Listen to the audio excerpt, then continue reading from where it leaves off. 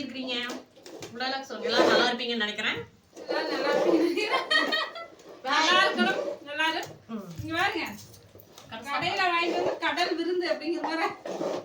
ஆமா. அந்த மீனோட காட்சி. இல்ல இடத்துல. என்னன்னு சொல்லுங்க. 5 வகையான கறியுடன் சாப்பாடு வாங்கிட்டு வந்திருக்கிறோம் அப்படின்னு சொல்லி போட்டுருந்தாங்க. வாங்கிட்டு வந்ததுக்கு அப்புறம் தான் தெரியுது. என்னன்னு சொல்றேன். அது வந்து டிஎன் பாளையத்துல கடை. அதுக்கு வந்து ஒரு மீன். ஓகே. நான் ஏற்கனவே மீன் சாப்பிட்டேன்.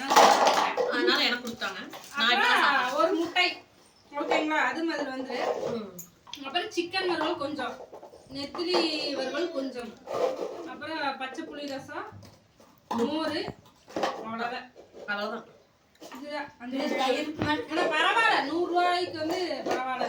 ஏன்னா இந்த காலத்துல வெஜ்ஜே வந்து 120 அவ்வளவுக்கா ஒர்த் இல்ல. ஒரு பொரியல் கொடுத்துட்டு ஒரு தண்ணி சாம்பார் ஊத்திட்டு ரசம் வச்சுட்டு 120 தான் வாங்குறாங்க. ஆமா, பரவாயில்ல, நல்லா இருக்குது. அப்புறம் ஒரு பிரியாணி வாங்கிட்டு இருந்தாங்க. அதில் ஆளு கொஞ்சம் வச்சு சாப்பிட்டுக்கிறோம். வெள்ளை சாப்பாடு 4 சாப்பாடு, ஒரு பிரியாணி வாங்குறோம். எல்லாத்தையுமே ஷேர் பண்ணி சாப்பிட்டுக்கிறோம். மதியம் வந்து இதுதான் சமையல். வீட்டுல செய்யல. மத்தியானம் லஞ்ச் இதுதான். நீங்க எல்லாரும் என்ன சாப்பிட்டீங்க அப்படின்ட்டு கமெண்ட்ஸ்ல சொல்லுங்க.